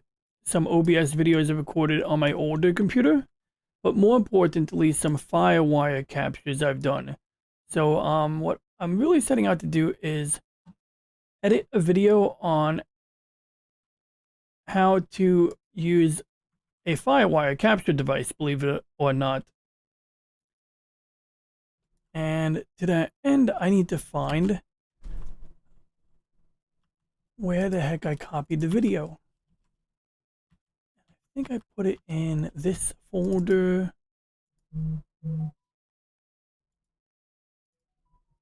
Yeah, that might be it. I might have already used this video as my source content.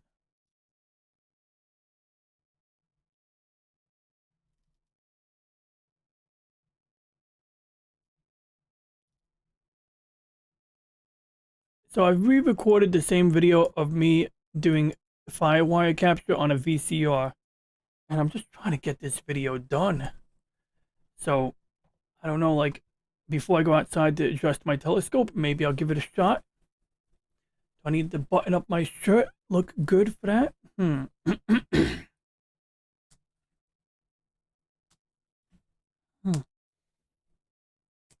There, I look like Chairman Mao.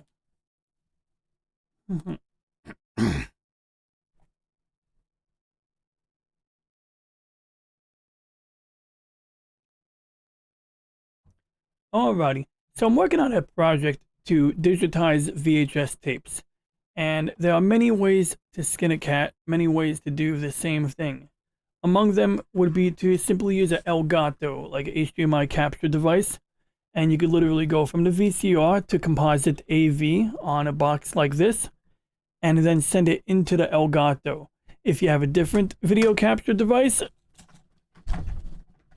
you can certainly use that too. And I do have a USB one, although apparently it's connected to like 3 different things.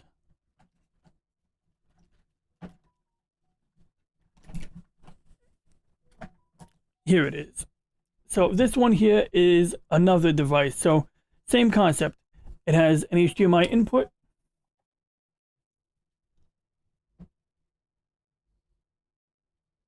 Same concept as Elgato, except it's USB. And basically you plug in your USB cable into your computer. Yes, it has a male USB port, a female USB port. So that's very bizarre in its own right. Okay, so let's re-record. So instead of using Elgato, you can use a device like this. One side plugs into your USB port. The other side plugs into whatever you want to record. So we have an HDMI output and an HDMI input. So in this case, I would plug what I want to record into this. And then the other end would go into my USB port. So essentially what we would do is we'd go from a VCR into here. We got composite AV ports, yellow for video, white and red for left and right audio respectively. Then it would output video to the HDMI port that you're looking at right here. From there, we send a signal from this HDMI port to this input.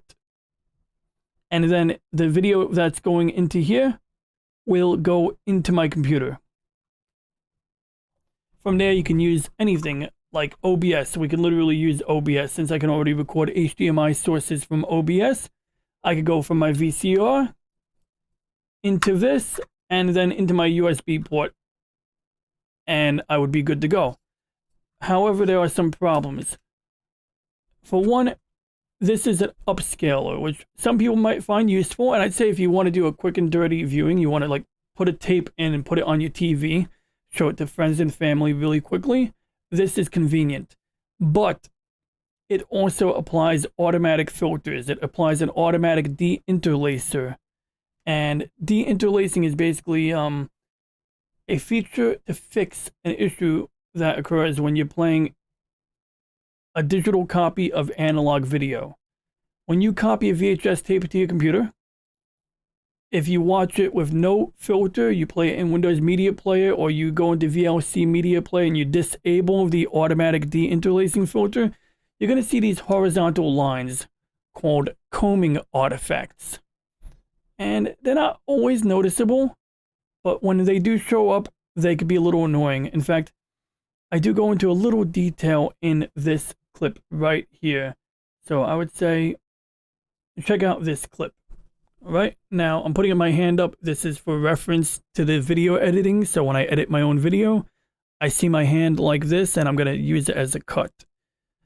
If I stop recording right now, I'll have to actually rename the video file so I remember to label it, and I don't want to do that right now. Okay, so moving on, next step. So that's basically, you know, a minor issue, but beyond that, this particular upscaler automatically stretches the image to become a widescreen image. You're looking at me in widescreen right now. So essentially,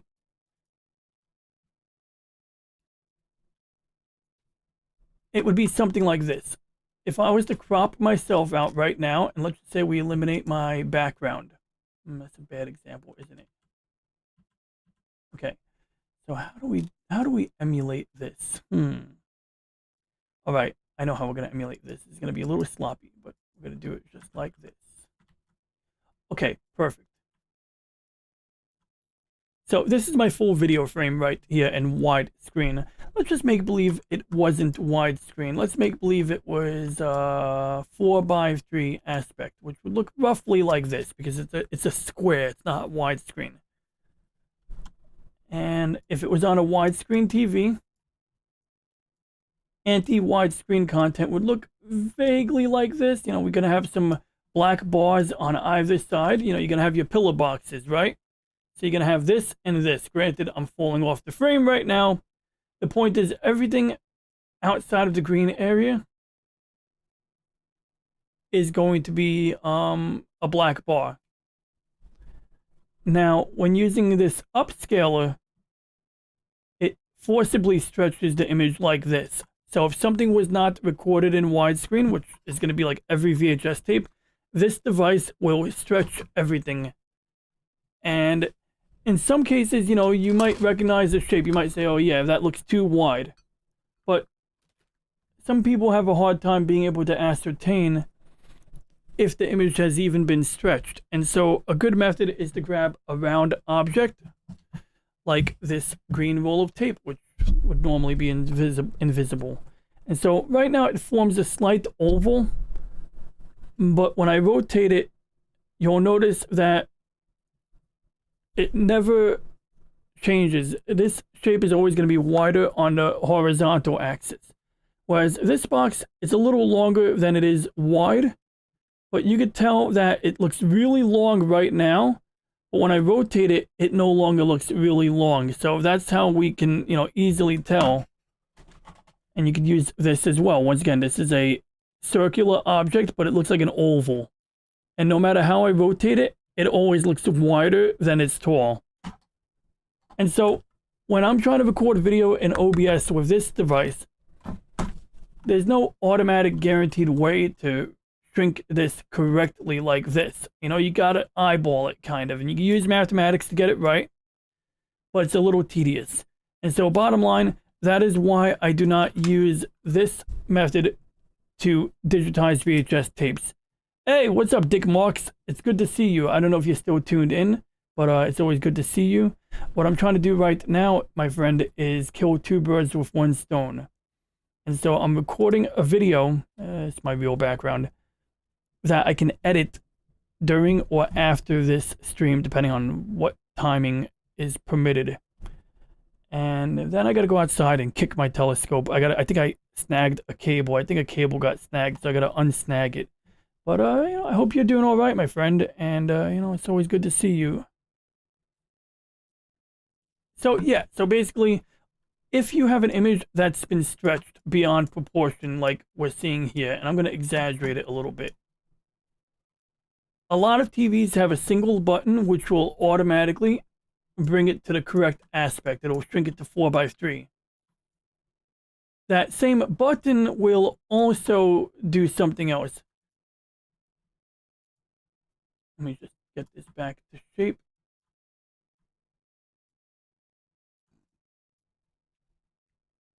I didn't do enough activities with my turtles so far this weekend. Okay, so basically, if you already have a wide, so on many TVs, if you already have a widescreen image and you press the 4:3 aspect button, it'll forcibly compress the image from widescreen down to 4:3. So it'll look something like this. A little exaggerated. Something like that, give or take. So now everything is too skinny.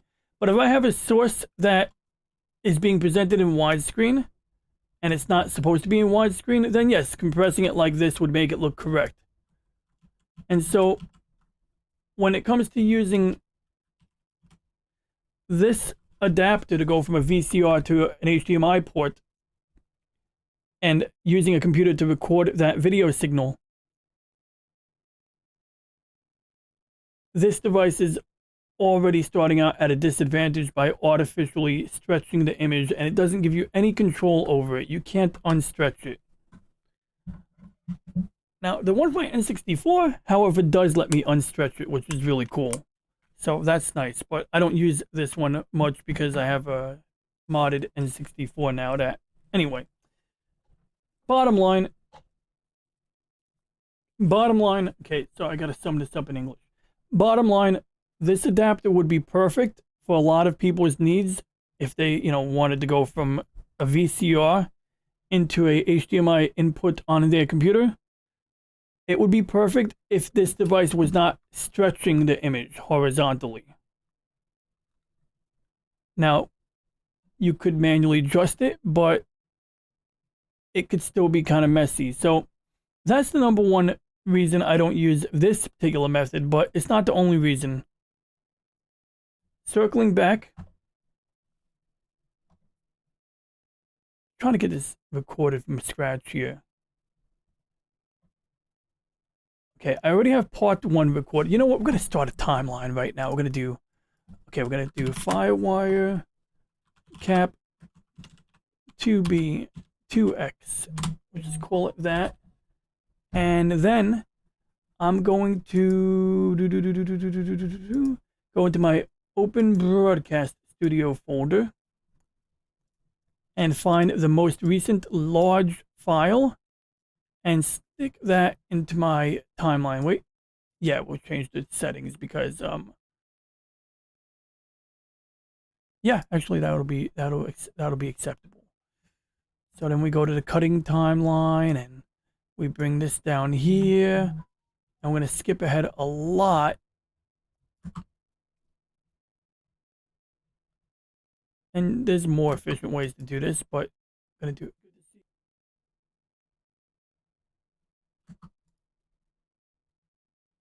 And my poor computer is probably struggling right now with its video encoders running triple time. So, the way I set up my DaVinci Resolve and the way I set up OBS, I record 2 audio tracks every time. This audio track is actually the first audio track.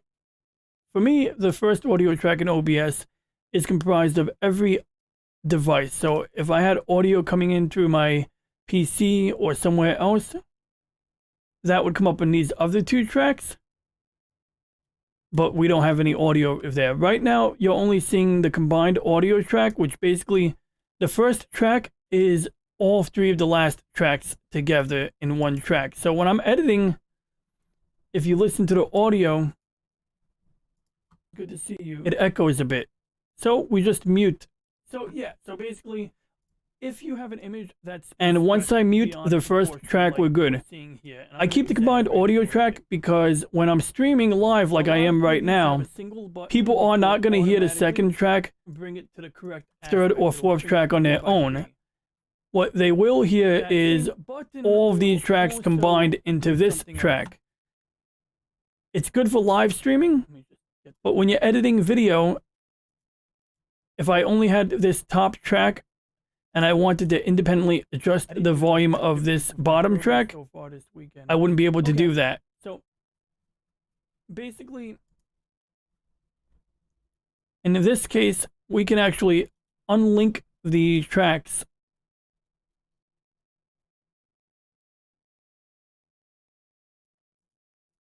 And we can delete this. Whoops, did not mean to do that. Let's try that again. I mean, I would think that clicking on a track and pressing delete would delete just the track, but apparently not. I could probably say, there we go, I deleted the track on its own. Now, here's my question. If I was to keep all of the tracks linked together, could I independently delete one track? Yes, apparently we could. So, we're going to delete the first track right now. We're going to delete these 2 tracks since they don't contain anything we need right now.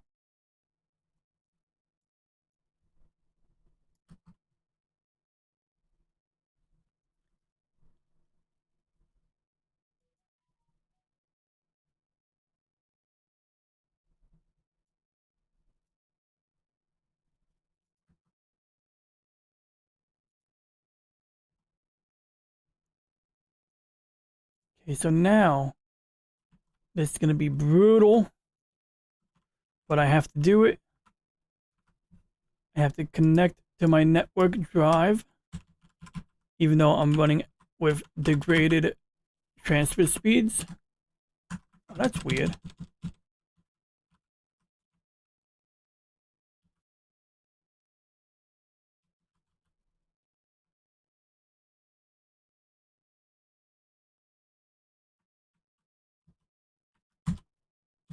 So I want to copy this entire folder, but it's 21 gigabytes. You know how long that shit's going to take?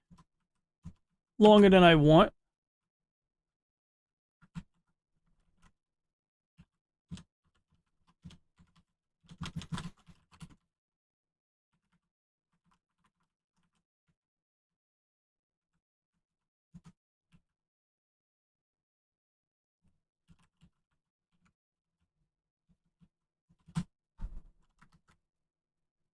So we're going to do one file instead of the whole set, because if I do the whole set, it's going to take forever.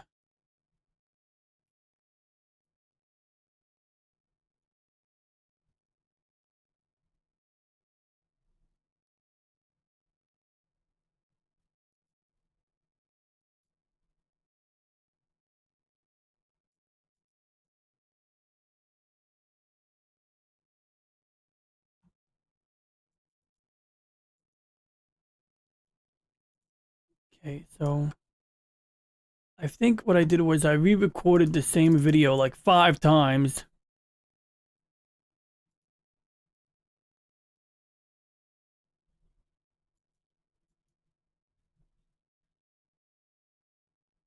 Okay, good, I found something. Perfect, that's actually what I was looking for. Unfortunately, I wasn't looking for a frickin' 4 gigabyte file, but I'm going to begin copying it now, and maybe it'll be done copying within my lifetime. Yeah, so had a little snafu with the cabling. Something kind of had an altercation with the vacuum cleaner.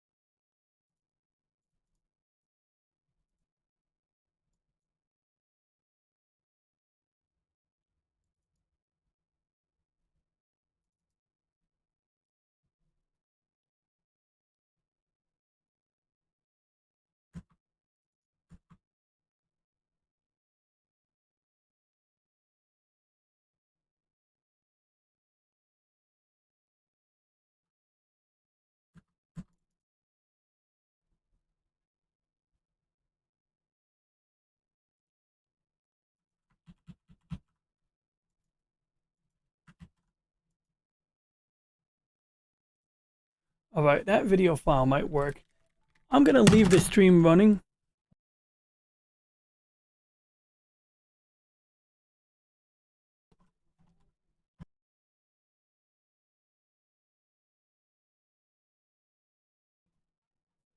Okay, so I got to let these file transfers run. I may go out by the time I'm done eating dinner, but I'm going to leave this application running. And if I fix the telescope angle, I will be able to show you. In fact, let's use a different program. Let's use I'm trying to figure out. I have 2 programs I can use.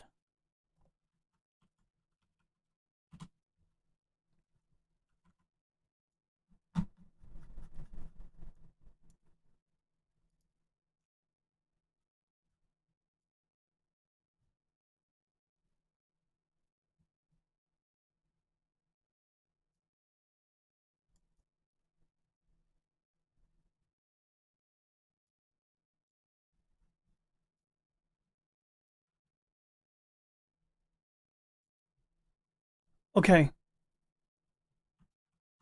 So this program here is called, well, this is SharpCap, but I'm connected to it using a remote access program called Parsec. And it looks like it just reset my resolution. Okay, that's better. So we're going to leave this application running. And, yeah, I'm going to leave that running now. I got to remember, I'm going to leave the audio unmuted for now. And, we're going to see, because I want to test the performance of this stream. My only regret is not testing out the 60 frames per second streaming ability. And I also want to investigate how the hell I'm getting 1080p right now on Restream. I didn't know that I was subscribed to that. I thought I was only subscribed to,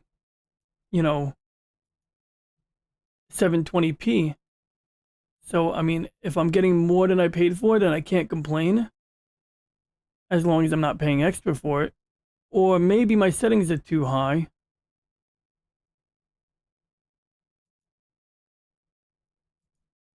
I'm actually double checking my billing real quick. I want to see what I'm paying these guys for.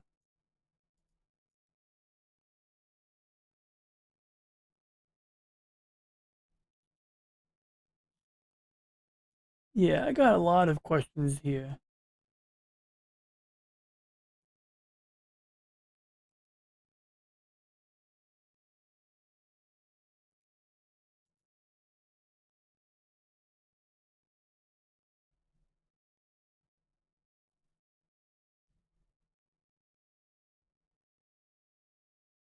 Okay, so anybody tuning in, thank you for watching. I will make adjustments between now and before dinner, and then a little bit after dinner as well.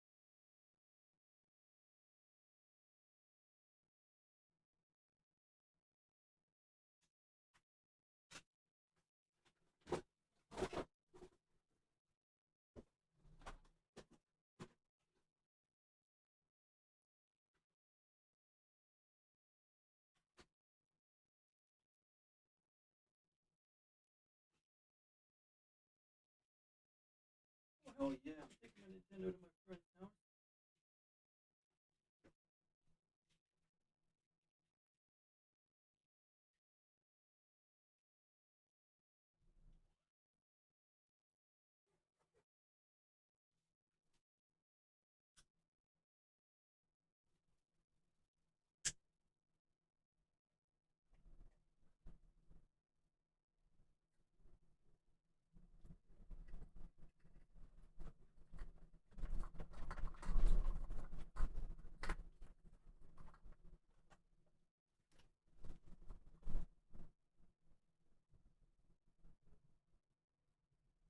Oh, LEDs don't get hot.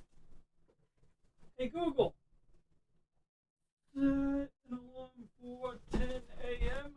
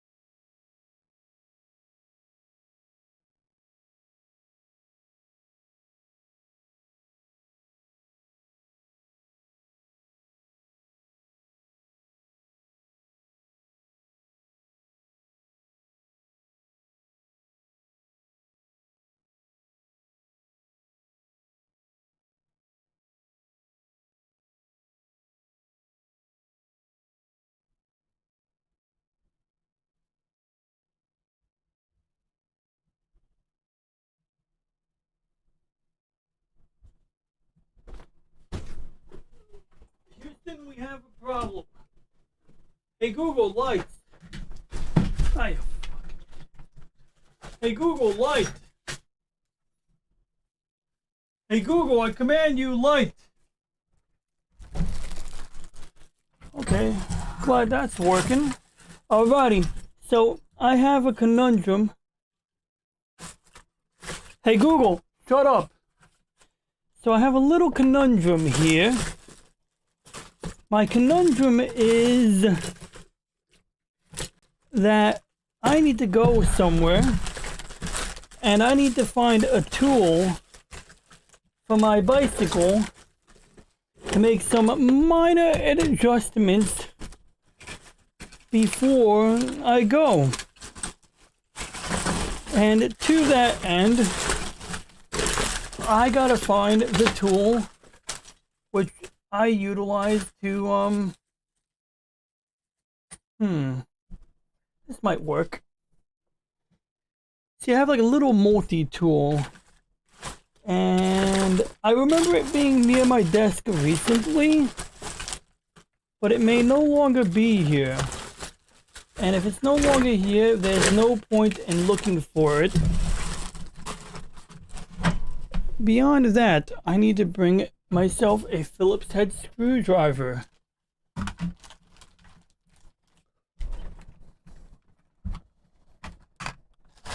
If I decide to play games remotely on this computer, I might end the stream. But, you know, we'll cross that bridge when we get to it.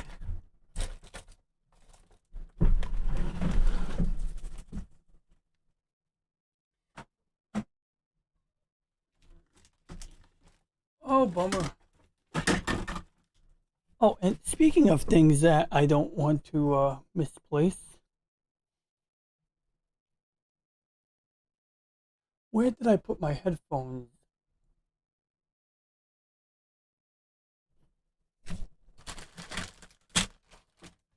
Ah, yes, I know where my headphones are. Okay, that's easy. So anyway, the plan is keep this running, and you can see we had it zoomed in. If I zoom out, we can then reset the histogram. And we'll just bring this to a 45-degree angle.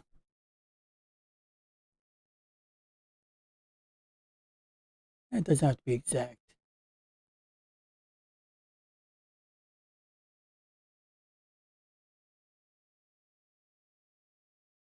Okay, so it's about 45 degrees. So we're looking at the Andromeda Galaxy M31.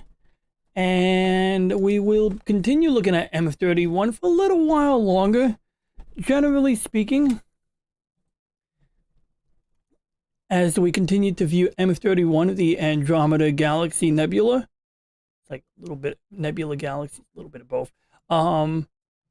We're currently looking at a 60-degree angle on the azimuth, altitude azimuth angle. And so what we want to do is maybe let it go down to, say, 50 or 45. Once it goes below 45 degrees, we're going to be at a really, really disadvantaged angle. So, generally speaking, any given star looks best, any given object looks best when it's directly overhead. As the Earth rotates, you're going to be looking at any given object through more atmosphere. So, for example, this is a lot of fun, the North American Nebula. This would have been something I would have imaged earlier in the evening. At this point, there's almost no point in starting to take pictures of it now because it's at like 25, 30 degrees and, you know, you're just going diagonally through the atmosphere. And as you get really low, you start getting blocked by trees and stuff like that.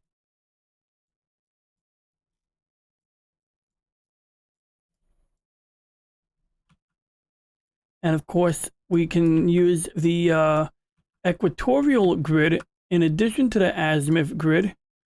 And, well, this is just how we prove the Earth is totally not flat.